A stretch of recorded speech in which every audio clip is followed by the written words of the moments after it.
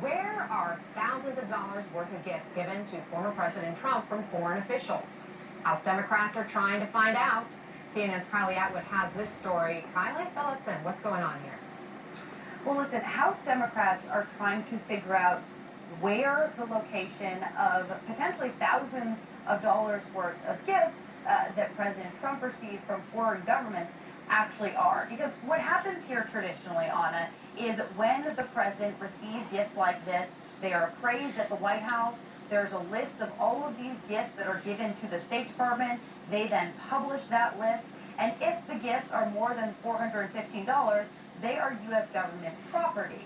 And that is the thing that the officials are looking at here. The State Department does not have the list from the White House of all of the gifts that were given to President Trump by foreign governments in 2020. And so, therefore, the State Department wasn't able to make that list public. And there are questions about where those gifts actually are, how much they were apprised at.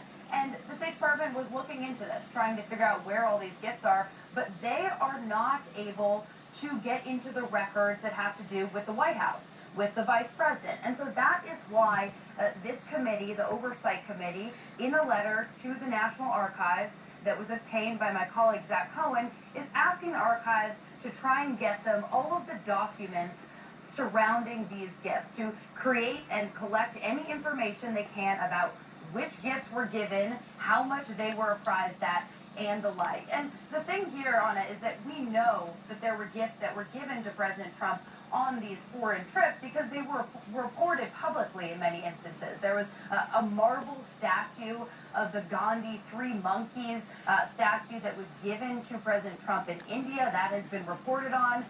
The U.S. government doesn't right now know where that statue is. That is just one of the many examples here. And just to explain to folks why all of this matters, Chairwoman Maloney of the House Oversight Committee, in this letter to the National Archives, wrote that this has to do with national security and foreign policy interests of the United States being at risk, about possible violations of Constitution, which prohibits the president from obtaining benefits from foreign entities while in office. So clearly, this doesn't just have to do with the gifts, but what those gifts may have represented and any impact they could have had on the president's relationship with those foreign governments. Anna? Yeah, I was reading another example of gift given to the Trump administration officials were like a $5,800 bottle of whiskey that is now missing.